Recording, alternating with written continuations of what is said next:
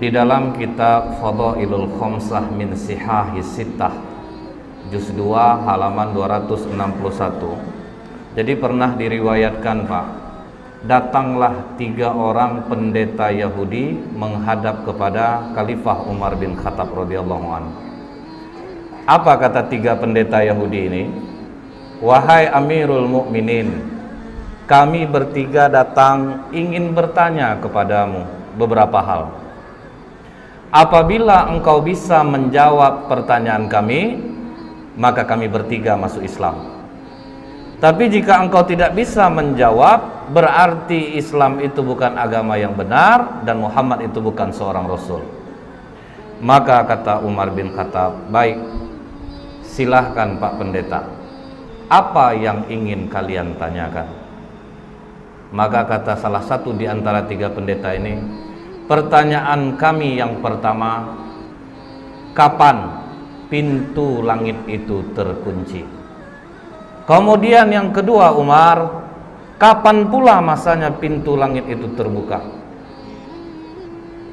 Kemudian yang ketiga, coba engkau sebutkan kuburan yang bisa berjalan bersama penghuninya. Kemudian coba engkau sebutkan makhluk Allah yang bisa memberi peringatan kepada kaumnya, tapi dia tidak manusia dan tidak pula jin. Bisa ngasih nasihat tapi bukan manusia, bukan pula jin. Kemudian Umar, coba engkau sebutkan 5 makhluk Allah yang berjalan di muka bumi tapi tidak dilahirkan oleh induknya. Kemudian Umar, coba engkau jelaskan kepada kami kisah pemuda-pemuda yang mempertahankan imannya dan mereka bersembunyi di dalam gua. Setelah pendeta Yahudi ini bertanya, Pak, apa kata Umar? Bukanlah sesuatu hal yang memalukan bagi Umar bila memang dia tidak bisa menjawab pertanyaan yang tidak dia bisa jawab. Maka kata Umar, kalau bertinju kalian sama aku masih kurang orangnya ini. Kalau bertinju. Tapi kata Umar, bagian dari kami ada yang gak mudah menjawab pertanyaan ini. Kalau memang ada ya sudah, ajukan saja. Dipanggil oleh Umar, Salman. Dipanggil Salman Al-Farisi. Ya Amirul Mukminin, kau pergi ke rumah Ali, katakan Umar memanggilnya. Maka Salman langsung lari ke tempat Ali bin Abi Thalib. Wahai Ali, Umar memanggilmu. Ada 3 orang pendeta Yahudi mendebatnya. Maka Ali melupakan segala perbedaannya dengan Umar. Nah, Ali begitu Umar memanggilnya, dalam riwayat ini disebutkan dia ambil burdahnya, dia sandang selendangnya, dia pergi ke tempat Umar bin Khattab yang waktu itu masih duduk 3 orang pendeta ini. Ada apa Amirul Mukminin? Ini Ali, 3 pendeta ini mempertanyakan beberapa hal. Kalau bisa dijawab, mereka masuk Islam. Tapi kalau tidak bisa jawab, katanya jangan lagi kowar-kowar Muhammad itu seorang Rasul dan Islam itu agama yang benar. Maka kata Ali, silahkan Pak Pendeta, coba diulangi lagi pertanyaannya. Maka kata pendeta ini, yang pertama Ali, kapan langit itu pintunya terkunci atau langit itu digembok oleh Allah, itu kapan? Maka kata Ali, asyirku billah, syirik kepada Allah. Jika kalian mempersekutukan Allah, seluruh amalan tidak naik ke langit. Itulah makna langit terkunci. Jadi kalau kita melakukan kesyirikan, Pak, langit terkunci. Langit tidak akan terbuka, amalan tidak akan naik. Ini yang membuat pintu langit terkunci. Kemudian Ali, kapan pintu langit itu dibuka oleh Allah? Di saat engkau mengucapkan la ilaha illallah. Ketika engkau tidak menyekutukan Allah, engkau mengakui Allah itu satu, pintu langit akan terbuka. Kemudian Ali, coba engkau sebutkan kubur yang bisa berjalan bersama penghuninya. Maka kata Ali, yang kalian tanyakan ini adalah Yunus bin Matta, Nabi Yunus alaihissalam. Ketika Nabi Yunus berdakwah di kaumnya, nama kaum Nabi Yunus ini Pak, Nineveh Pak, didakwahi tauhid, rajanya mencemooh, kemudian masyarakatnya mencemooh, tidak ada yang mau nerima dakwah Nabi Yunus. Maka Nabi Yunus memohon kepada Allah, Allah kasih waktu 40 hari akan diturunkan azab. Sampai hari ke-39 tidak ada tanda-tanda azab Allah turun. Nabi Yunus putus asa. Dia tinggalkan kaumnya Bu, tanpa izin Allah. Dia tinggalkan kaumnya, dia berangkat, baru langit menghitam. Jadi Nabi Yunus tidak tahu bahwa Allah akan menurunkan azab. Begitu raja dan masyarakat melihat bahwa azab Allah akan turun, waduh, ini benar Yunus ini. Maka semua kaum Nineveh bertobat, cuman nabinya udah pergi. Naik ke atas kapal, gelombang tinggi, ketakutan nakodanya, maka diundilah nama Nabi Yunus keluar berkali-kali. Maka dicampakkanlah Nabi Yunus ke dalam laut, dimakan oleh ikan, terkubur dalam perut ikan, dibawa jalan ke 7 samudra selama 40 hari. Itulah kubur yang berjalan bersama penghuninya. Karena Allah katakan dalam surah As-Saffat 143, falaula annahu kana minal musabbihin, maka sekiranya Nabi Yunus tidak termasuk orang yang banyak berzikir, bertasbih kepada Allah, jadi dalam perut ikan itu menyesal Nabi Yunus. Dia zikir la ilaha illa anta subhanaka inni kuntu minaz zalimin. Mual perut ikan itu dibuatnya Pak. Karena kata Allah la labitha fi batnihi ila yaumi yub'atsun, niscaya dia akan tetap tinggal di perut ikan itu sampai hari kiamat. Jadi kalau sempatlah Nabi Yunus tidak banyak mohon ampun kepada Allah, ikan itu akan tetap mengubur Nabi Yunus di dalam perutnya. Terkaget pendeta ini, waduh ini cerdas satu ini nih. Dapat dia menjawab pertanyaan pendeta. Jadi kubur yang jalan bersama penghuninya, Nabi Yunus berada dalam perut ikan dan dibawa 40 hari ke 7 samudra baru dimuntahkan. Baik Ali, kau benar. Kemudian Ali, coba engkau sebutkan makhluk Allah yang bisa memberi nasihat kepada kaumnya tetapi dia bukan manusia dan bukan pula jin.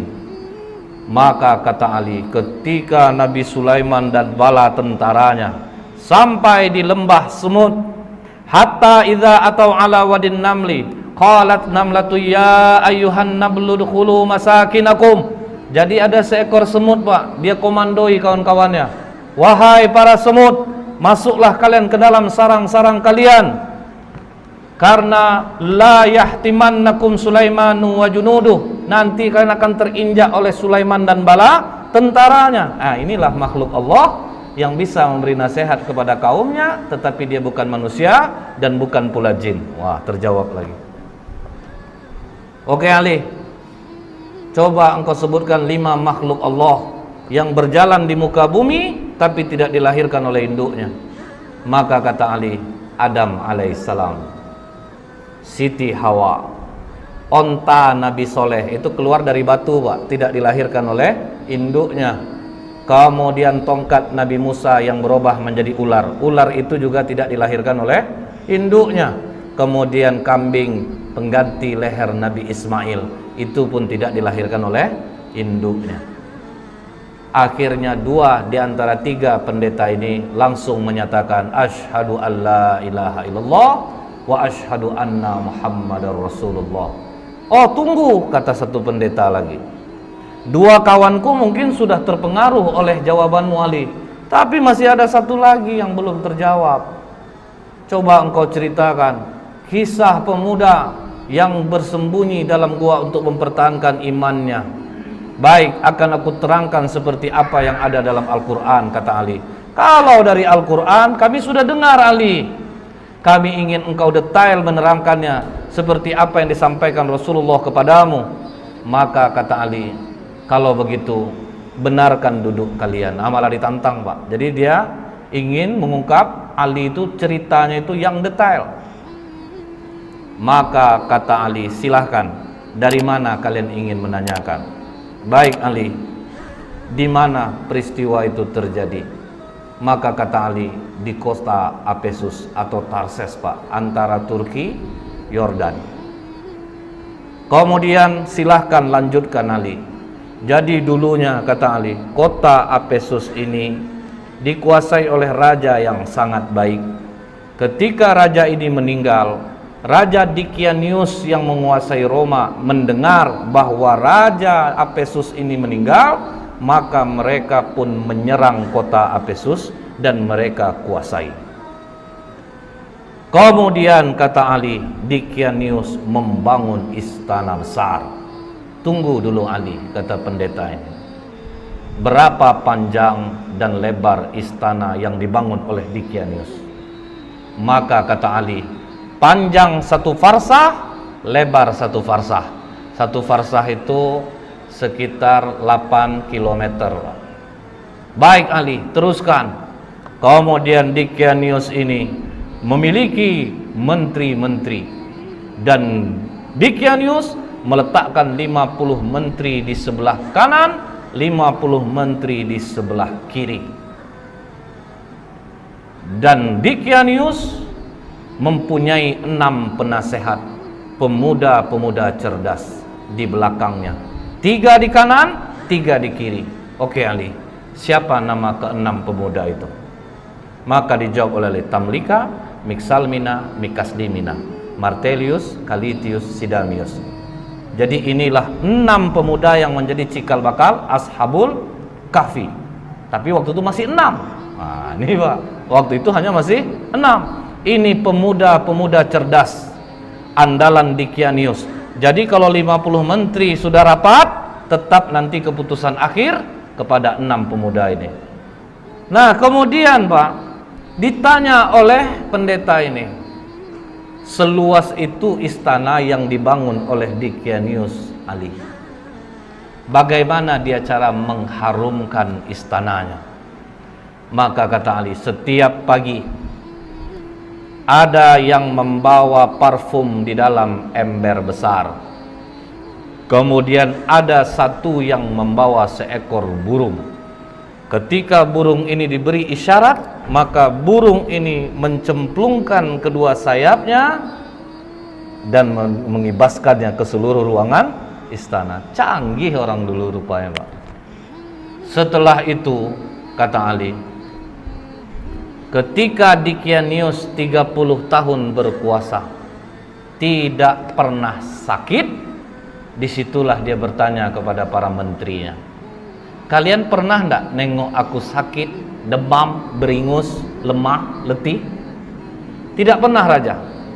Biasanya kalau yang enggak sakit-sakit ini siapa? Tuhan Raja. Bersediakah kalian menyembahku? Bersedia Raja. Pokoknya siapa yang mau menyembahku, aku berikan kehidupan yang baik. Pakaian dari sutra, kemewahan, kekayaan akan aku berikan. Begitu dikasih kekayaan, uang, fasilitas, masyarakat rela menyembah Dikianius Pak. Mereka semua menyembah Dikianius. Tapi Pak, 6 pemuda yang di belakang Dikianius akhirnya rapat di rumah Tamlika. Dikianius mengaku dirinya Tuhan. Disuruhnya orang menyembah, orang pun menyembahnya. Sementara kalau dia Tuhan, kenapa harus kita yang memutuskan setiap permasalahan? Jadi menurutmu bagaimana Tamlika? Dia bukan Tuhan. Justru kita harus berpikir, langit tanpa tiang kok bisa tegak? Pasti ada yang menciptakannya. Hujan turun, bintang bercahaya. Dikianius saja dia masih merasa takut, dia juga tidur, dia juga lapar. Masa Tuhan punya kekurangan seperti itu? Jadi apa keputusanmu Tamlika? Kalian rela enggak tinggalkan kekayaan, jabatan, fasilitas ini? Kita lari dari sini. Kalau kita melawan tidak mungkin bisa. Kita lari dari sini untuk mencari Tuhannya langit dan bumi ini. Apakah kalian rela untuk miskin bersamaku? Kalian tinggalkan jabatan, kesenangan kalian, fasilitas ini? Kami rela Tamlika. Itu makanya dikatakan, siapa yang menghafal 10 ayat awal suratul Kahfi, maka dia akan terbebas dari godaan Dajjal. Karena apa Pak? Ini mengingatkan kita, waduh, ini pemuda-pemuda kaya, cerdas, rela kehilangan harta, jabatan untuk tauhid. Berani mereka tinggalkan. Akhirnya mereka pun pergi berenam, diam-diam, dan semua harta ditinggalkan. Mereka sempat menjual kurma Pak. Kurma itu dijual sebanyak 3 dirham. Uang 3 dirham ini dibawalah lari. Cukup jauh mereka berjalan, sampailah mereka berjumpa dengan seorang pengembala yang memiliki seekor anjing. Maka kata pendeta ini, siapa nama anjing itu? Maka dijawab Ali, namanya Kitmir. Kemudian apa kata pengembala ini? Tuan-tuan, dari wajah tuan-tuan, aku yakin tuan-tuan ini bukan orang miskin, pasti dari bangsawan. Jadi karena apa? Orang-orang senang ini kelihatan dia dari wajahnya. Kemudian betul kata Tamlika, kami ini 6 penasehat Dicanius. Dia mengaku dirinya Tuhan dan kami tidak mengaku itu. Makanya kami meninggalkan kerajaan. Kami tinggalkan semua pangkat jabatan kami. Karena tidak pernah kami berjalan seperti ini. Lihat, kaki pun sudah luka-luka Pak. Orang manja jalan berkilo-kilo, habis kaki luka. Apa kata pengembala ini? Tenang tuan-tuan, aku mengetahui tempat persembunyian yang baik. Izinkan aku beserta kalian. Makanya jadi 7 dengan pengembala ini. Dikembalikannya lah gembalaan dia kepada tuannya, maka dia dan anjingnya ikutlah pemuda-pemuda kepercayaan raja tadi. Kemana mereka dibawa Ali? Dijawab oleh Ali, ke Bukit Nablus yang di bawahnya ada gua yang namanya Khemar. Maka begitu mereka mau masuk gua tersebut, sempat mereka mandi di mulut gua. Jadi mulut gua itu ada air terjunnya Pak. Jadi memang susah untuk diketahui orang. Sempat mereka mandi, masuk ke dalam, duduk, golek sana, golek sini, golek sana, sampai terang hari. Hari sudah pagi. Kita lapar. Siapa yang akan mencari makanan? Makanan hanya ada di tempat kerajaan. Berarti sangat jauh kita pergi berjalan ini. Siapa yang mau pergi? Karena Tamlika ketua rombongan. Biar aku yang ke sana. Hati-hati Tamlika, jangan sampai engkau tertangkap Dicanius. Begitu Tamlika keluar dari mulut gua, sudah mulai terkejut ya Pak, karena air terjunnya sudah tidak ada. Tapi terus dia bawa uang 3 dirham ini, jalan terus sampai di gerbang kota. Mulai heran dia Pak, kenapa berbeda betul kota ini? Apa aku salah masuk? Akhirnya masuk dia di tempat orang menjual roti. Begitu sampai di tempat orang jual roti, ditanya harga roti berapa? 1 dirham. Dia kasih uang dirhamnya. Begitu dia memberi uang dirhamnya, langsung ditahan tangannya oleh penjual roti.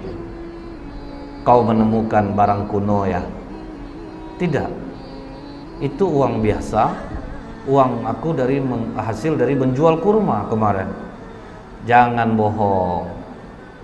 Raja Abdurrahman hanya mengambil 5% dari barang kuno yang ditemukan. Tambah kaget Tamlika Pak, loh nama rajanya kok beda?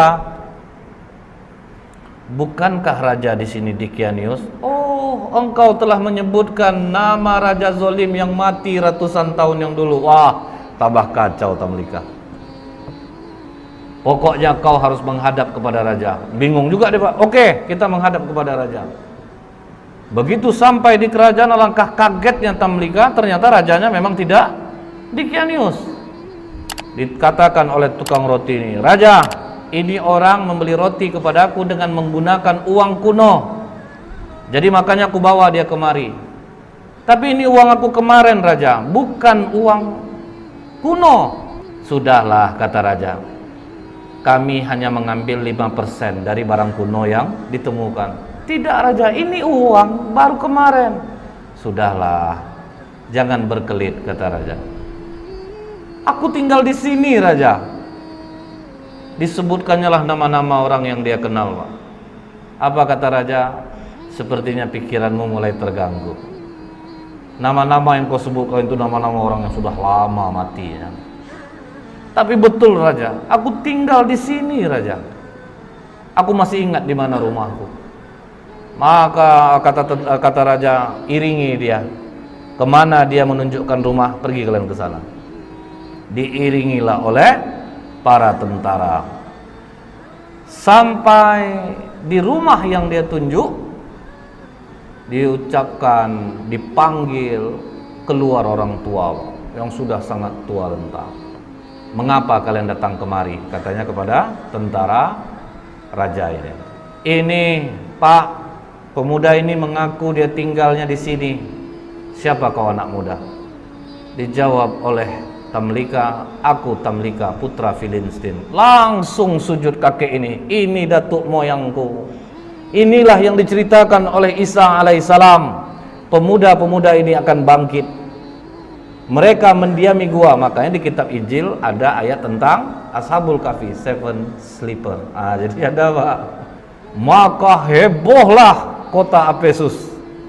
Bangkit raja mengingat apa yang pernah disampaikan oleh Isa alaihissalam. Jadi rupanya sudah datang pula utusan Nabi. Sudah berlalu pula masanya. Maka kata raja ini, bawa Tamlika, digendong di atas kuda, dihormati sampai di bawah bukit Naglus. Apa kata Tamlika? Jangan ada yang naik ke atas, karena nanti sahabat-sahabatku mengatakan Dikianiuslah yang mengejar dia. Jadi tunggu kalian di bawah, biar aku yang naik ke atas. Maka Tamlika naik ke atas, sampai dalam gua, bawa juga lah roti tadi. Silahkan makanlah kalian dulu. Apakah aman perjalananmu Tamlika? Bukan aman lagi, malah aku bingung dan terkejut. Tahukah kalian sudah berapa lama kita di sini? Makanya ada dialog itu Pak dalam surat Al-Kahfi. Fadarabna ala adhanihim fil kahfi sinina adada. Maka kami tutup telinga mereka dalam gua itu selama beberapa tahun. Kemudian kami bangunkan mereka agar kami mengetahui manakah di antara kedua golongan itu yang lebih tepat dalam menghitung dan berapa lamanya mereka tinggal di dalam. Jadi mereka mengatakan ada yang setengah hari, ada yang 1 hari. Maka kata Tamlika, tidak. Kita berdiam di sini sudah lebih daripada 309 tahun. Mendengar itu, benarkah Tamlika? Iya, raja sudah berganti. Seorang nabi sudah diutus dan sudah berlalu. Mereka sekarang menunggu kita di bawah. Mari kita turun. Maka apa kata 5 orang kawannya lagi? Jangan Tamlika. Kita sudah melihat kebesaran Allah melindungi kita selama 300 tahun. Seolah-olah kita baru saja semalam. Kita sudah diselamatkan Allah. Kita bangun dan akhirnya kita tahu tentang keajaiban Allah. Kita mohonkan kepada Allah untuk menutup pintu gua ini dari pandangan manusia, dan kita mohon kepada Allah untuk mengambil kita. Karena apabila kita turun Tamlika, mereka nanti akan mengkultuskan kita. Mereka akan mendewakan kita. Sudah, kita jangan ada yang turun. Akhirnya pintu gua itu ditutup dari pandangan manusia. Mereka pun tidak ada jelas riwayat mereka diambil Allah atau ada kuburannya pun tidak ada. Karena mereka meminta kepada Allah, ambil kami, tutup gua ini dari penglihatan manusia. Seminggu raja berkeliling mencari Pak, tidak ditemukan gua itu pada awalnya. Kalau sekarang sudah. Setelah Ali menceritakan ini semua kepada pendeta ini, maka pendeta itu mengatakan, engkau benar Ali, engkau telah menceritakan dengan detail apa yang ada di dalam kitab kami, dan memang benarlah apa yang disampaikan Muhammad kepadamu. Maka pendeta yang terakhir ini pun masuk Islam jadinya Pak, mengucapkan syahadat asyhadu alla ilaha illallah wa asyhadu anna Muhammadur Rasulullah.